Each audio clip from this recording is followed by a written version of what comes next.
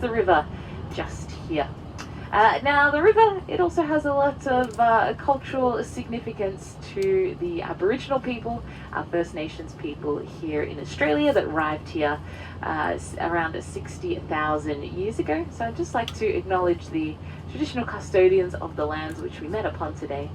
The people of different tribes would meet up along the Yarra River and have ceremonies here. And every year in the start of March, we have a festival called the Moomba Festival. It's to celebrate the Yarra River. There's a big parade through the city, and they finish up here on this bridge where they have an event called the Birdman Rally. They dress up in cardboard flying suits, flap their little cardboard wings, jump off the bridge and try to fly.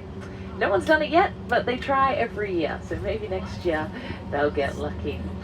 But this road here that we're going down, this is called Olympic Boulevard. You see a big stadium at the back there, that's the MCG, the Melbourne Cricket Ground. That's our biggest stadium here in Victoria. And it can seat over 100,000 people, just over 100,000 people. If anyone's a Taylor Swift fan, that's where she had her 3 biggest concerts ever. She had 96,000 people 3 nights in a row, so pretty amazing. That's not the biggest concert that we've had there. The biggest concert was Ed Sheeran. He had around 100,000 people, but just a small stage. Now it's called Olympic Boulevard. You can see the Olympic rings up the front here, because back in the 1950s, in 1956, Melbourne hosted the Olympic Games. The MCG was built back then, but the rest of this area was all just fields. So they played a lot of the soccer and the hockey and the like out here, with the MCG being for the athletics. On the left, this is the biggest strawberry farm in Victoria. You can kind of see it through the trees just there, called Yarra Farm Fresh. Now strawberries here in Melbourne and Victoria, they are in season in summer, so we're just outside of the season. We just had some very beautiful Yarra Valley strawberries in our supermarkets and fruit shops all through summer. Just getting to the end of the season now, but we're pretty lucky here, because when they're not in season in Victoria, they're in season up in New South Wales and Queensland. So strawberries are in season in the winter over there, more of those tropical conditions the further north you go. So we get nice tasty strawberries here in Melbourne all year long. But in my opinion, you can't beat a Yarra Valley strawberry. Nice and sweet, a little bit of tardiness to them as well. So beautiful strawberries coming out of the Yarra Valley. But a whole lot of other fruit out here as well. A lot of stone fruit, particularly cherries, is a big one. And wherever it's good conditions to grow grapes, it's also really great conditions. Those hills to the left in a place called Warrandyte. So literally right over those hills, there was people looking for gold. And when the gold rush started, to find gold was as easy as walking along the river, and you would see it glinting in the riverbanks. But the more and more people that came over, the more gold disappeared, and a lot quicker. So you'd have to start mining for it. That could be quite hard work. So when Paul got over here and realized finding gold wouldn't be as easy as what he was told when he was back in Switzerland, he decided to go for a bit of a walk up over the mountains and see what was around. And he went past Yering Station, which is the station that the Ryrie brothers had, and saw all the grapes growing out there. And he got a bit of an idea. He thought, maybe gold mining isn't really for me. Maybe I can find my pot of gold somewhere else. And he went up to the Ryrie brothers and asked if he could buy Yering Station from them.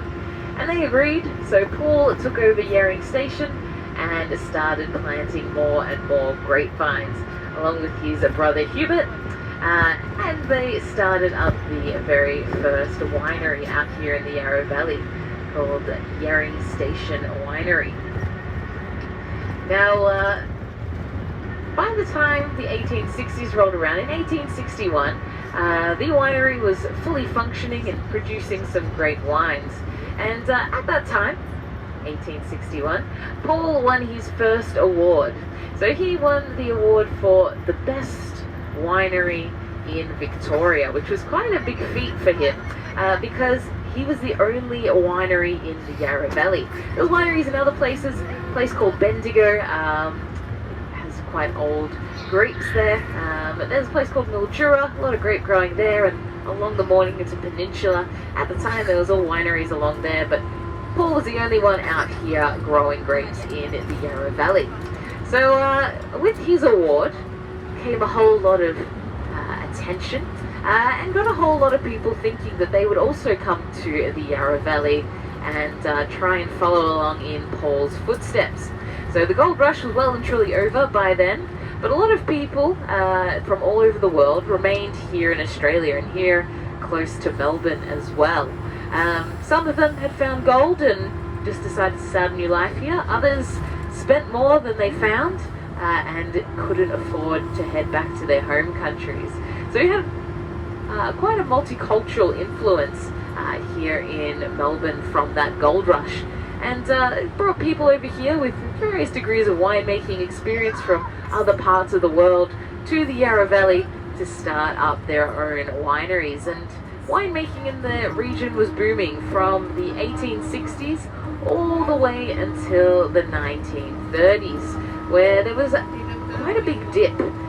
Pretty much winemaking completely stopped happening out here between the 1930s and the 1960s. And that's for a few reasons. There was a disease that came through and destroyed a lot of the grapes. That the only way you could get rid of it is pretty much to rip everything up. So that came into the Yarra Valley, which was quite disastrous. But also the Great Depression rolled around. It was a little bit different there. It's more of a reddy brown colour, which is richer in nutrients. Grapes tend to like that better, and it's slightly cooler going up the hills as well, which the grapes tend to favour. Going through a few wineries here with a lot of influence from around the world. Melitos, that's a Greek-owned winery. We've got some apples growing out there. They are using these particular apples to make cider. So it's home to a cider house called Napoleon Cider. They make a very crisp apple cider and also a really lovely pear cider as well, which is a little bit different. You've never tried a pear cider before.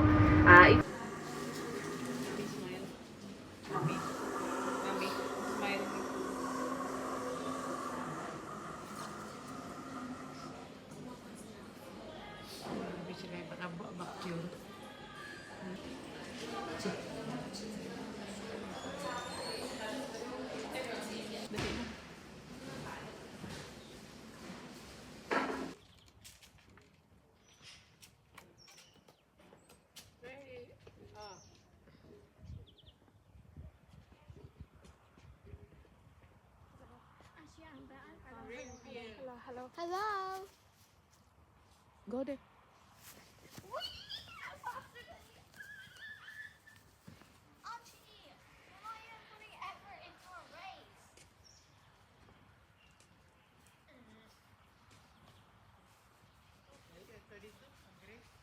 Mm.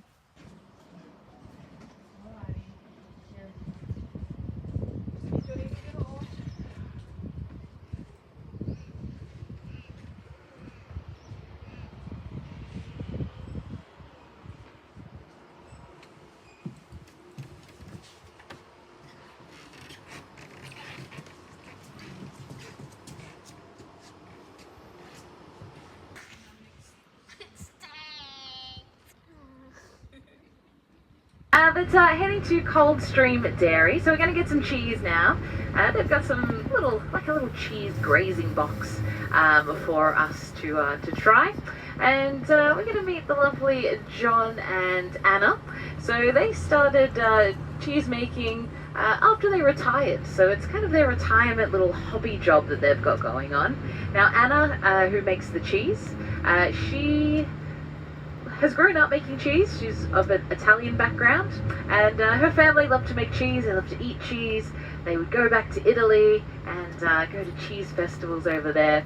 So she's kind of taken this passion, and now that she's retired, she can dedicate herself to making cheese and coming up with some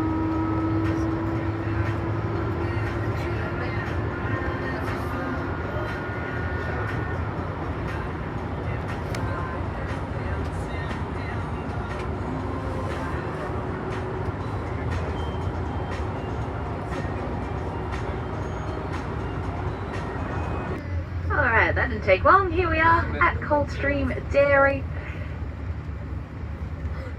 And we'll try some cheese here. And the sheep, some of the sheep are quite confident as well. They might come up and say hello. They've got peaches and cheese.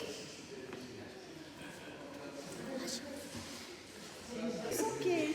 I want cheese. It's just a one mix. If we're eating without the dip.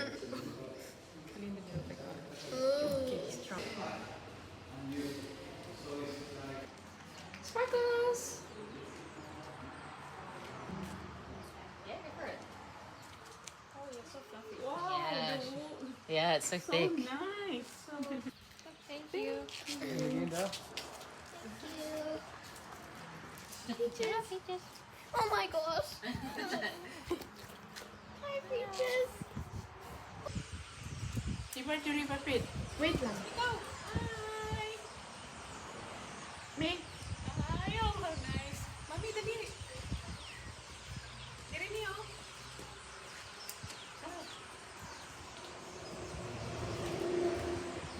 Say hi! Ay, nahulog. Oh, good. Peaches. Her name is Peaches. Hey, gamay lang ni. Hindi ko ihatag ka na. Kutda. Half. Okay. Oh my gosh. Touch siya ni, touch. Ang iyan na first. Iyan first. Hi. Hello. Don't bite my finger off, please. Oh, last na, last. O, ikaw pagali mo. Wala pa ka.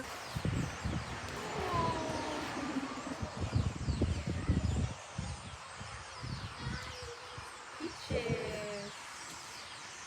Hindi sila namian ni... Fig. Pig. Yung ko orange. Ang shape niya is fig, oh. Fig na siya. Pig.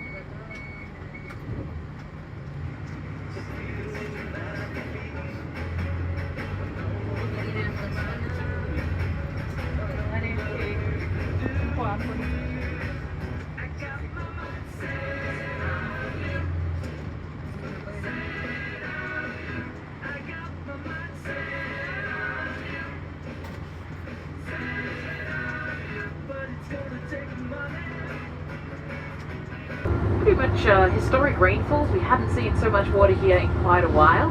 This whole area flooded, even this road. So we couldn't do the tour for a little while.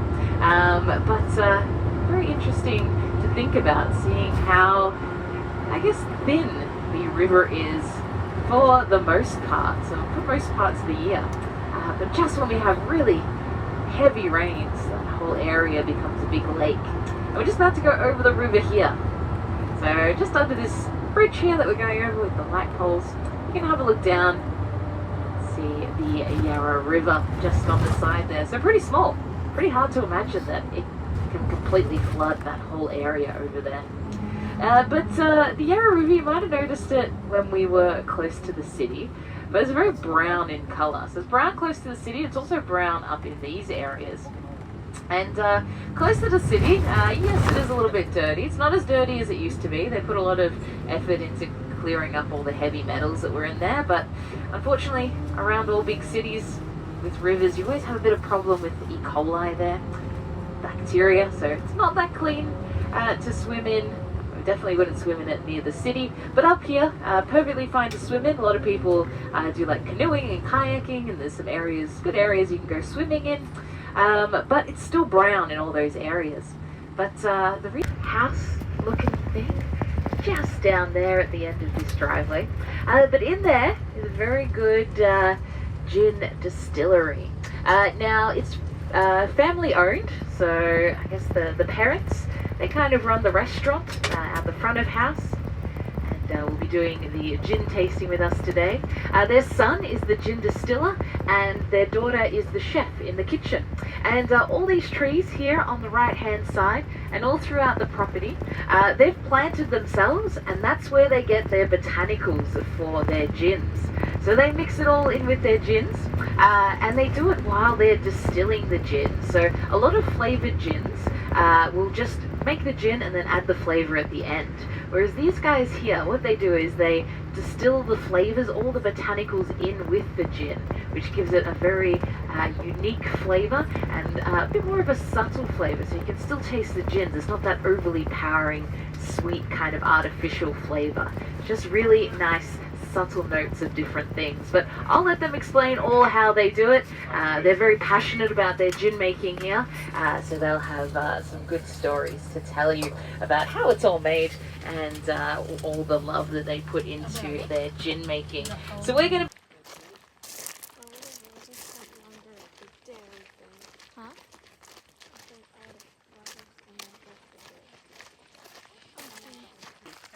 And your Chinese name? Chinese. In Mandarin, Yin Yin Club. Even in the trees, we have about 400. Just gotta get it just right. Yeah. No, that's okay. So our next one is called wedding gin. So for my wife and after our wedding, I wanted to make a gin for our women areas, which are little tiny bottles on the table. But it was also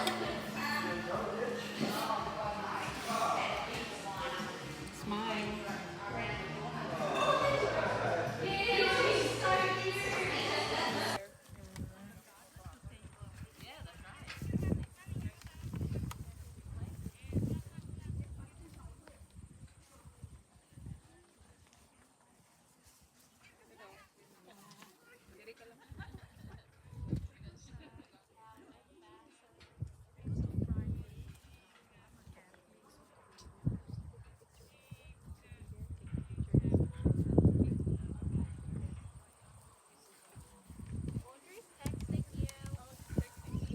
busy here today. It's school holidays at the moment, so everyone's coming up here probably trying to get something for Easter themselves. So we're just gonna come on up.